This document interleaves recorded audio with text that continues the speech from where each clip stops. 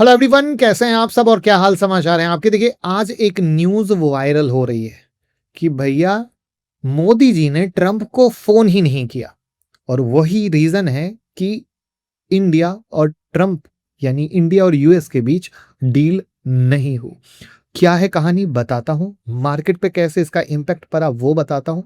Last तक समझिएगा, क्योंकि अगर स्टॉक मार्केट में अभी पैसा कमाना है तो ये माइक्रो मैक्रो जो एक एक मिनट पे अपडेट हो रहे हैं उन सब का मतलब समझना जरूरी है। और हेडलाइन पे तो बिल्कुल मत जाइएगा, क्योंकि माइक्रो मैक्रो के हेडलाइन बहुत अलग होते हैं और अंदर की बात का मीनिंग बहुत अलग होता है।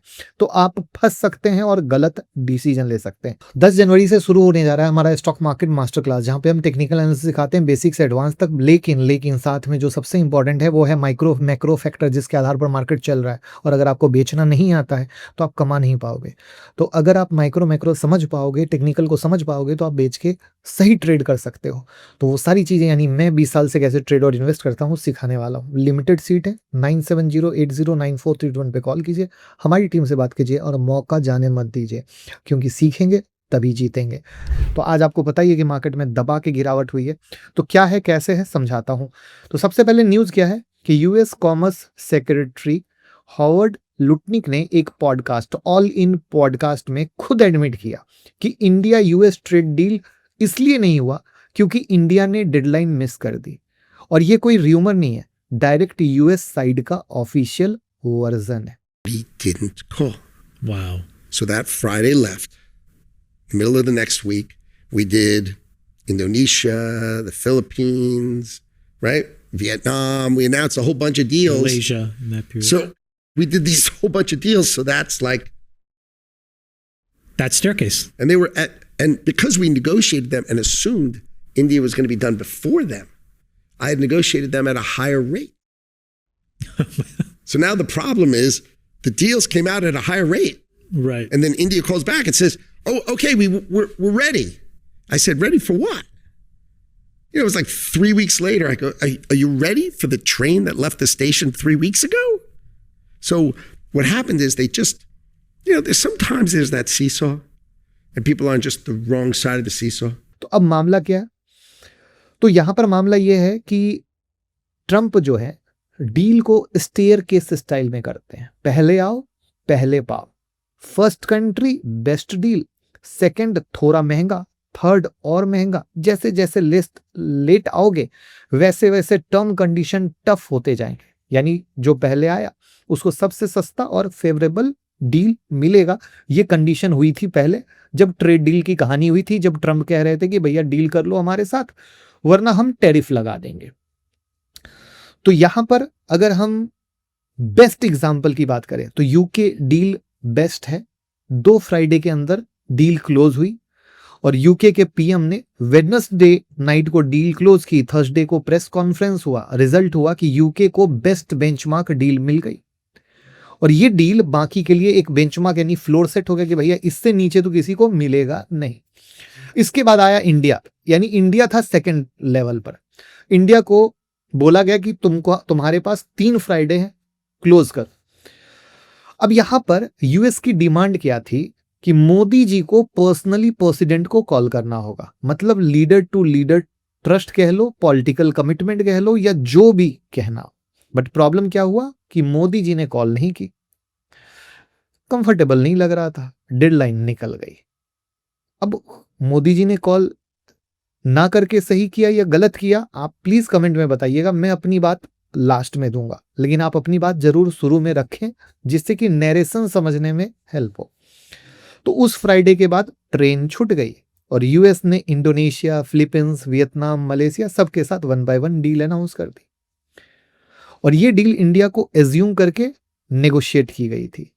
मतलब इंडिया पहले होता तो बाकी कंट्री के रेट और ऊपर हो जाते, क्योंकि वो उनसे पीछे थे। पर इंडिया लेट हो गया, वो दूसरे ऊपर आ गए। अब कुछ समय के बाद 3 हफ्ते जब टाइम बीत गए, उसके बाद इंडिया आया, बोला हम ओके हैं। तो अमेरिका का रिस्पॉन्स आया, भैया किस चीज के लिए ओके है? ट्रेन तो 3 हफ्ते पहले निकल गई, तो सेम डील अब पॉसिबल नहीं है। टर्म अब महंगी होगी, टफर होगी, तो पावर बैलेंस शिफ्ट हो गया। तो यहां पर हॉवर्ड का जो एक पॉइंट है कि कभी कभी लोग सी सॉ के गलत साइड पे रह जाते हैं। सी सॉ ऊपर नीचे वाला जो होता है, तो इंडिया थोड़ा लेट हुआ और बार्गेनिंग पावर चली गई और टाइमिंग मिस हो गई। तो ये है पूरी कहानी।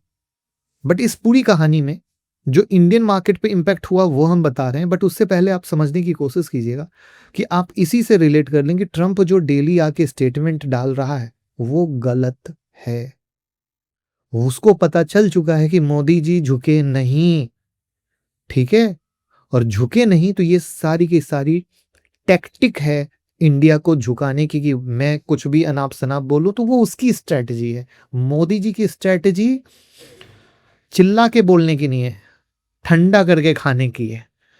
तो वो कुछ भी अनाप शनाप बोले। एक बड़ी सिंपल कहावत है, हाथी चले बाजार कुत्ता भौंके हजार। अब आप यही समझ सकते हो कि अगर हम भी उस तरीके से उसके पीछे हर एक दिन हर एक स्टेटमेंट पे जवाब दें, वो कहीं से उचित नहीं है, क्योंकि अब तो ऑफिशियल वर्जन आ चुका है और इंडिया जहां खड़ा है वो अपने दम पर। हाँ देखो क्या होता है ना, रास्ते में मुश्किलें आती हैं, चीजों में दिक्कतें आती हैं, बिल्कुल नथिंग इज सिंपल। तो वो मुश्किलें और चीजें आती हैं जिसको हैंडल करते हुए आगे बढ़ा जा रहा है। लेकिन मोदी जी ने भी कुछ सोचा समझा जाना और फिर स्टेप लिया। अब स्टॉक मार्केट पे आप देख ही रहे हो कि आज भी इंपैक्ट आया, स्टॉक मार्केट गिरा। तो मार्केट को लग रहा है कि भैया ये जो स्टेटमेंट आया, इस स्टेटमेंट से कहीं ना कहीं इंटरनल कनेक्ट टूट चुका है। जो उम्मीद की जा रही थी कि जनवरी फरवरी में कुछ डील होने वाली है, यानी मामला बड़ा ही टाइट है। और वो टाइट होने के चक्कर में भैया export driven company, IT company, manufacturing company लगातार माल बेच रही है। एफआईआई का तो भैया क्या कहना है, वो ऑलरेडी सतर्कता मोड में चल रहे हैं। जियो पॉलिटिकल का रिस्क बढ़ा पड़ा है ऑलरेडी। ट्रम्प के स्टेटमेंट, कभी हम ग्रीनलैंड लेंगे वेनेजुला लेने के बाद, कभी मैक्सिको पे अटैक करेंगे, कभी ईरान पे अटैक करेंगे, पता नहीं कहाँ कहाँ वो अटैक करने वाले हैं, क्या करने वाले हैं, उन्हीं की वो जाने माया। बट इससे जियो पॉलिटिकल टेंशन बढ़ गया और इससे सेलिंग प्रेशर आ रहा है। स्मॉल कैप मिड कैप की जबरदस्त पिटाई होती है, वो हो रहा है क्योंकि लोगों को लग रहा है भैया जब इसने वेनेजुला पे अटैक कर दिया तो आगे भी कुछ भी कर सकता है, तो बेहतर है रुक जाओ, साइलेंट रहो, अस्थिर रहो, भले ही हम पर डायरेक्ट इंपैक्ट हो ना हो। प्लस जो उम्मीद में थे कि ये डील आगे भी होने वाली है, तो कल ऑलरेडी 500% टैरिफ वाली न्यूज आ गई।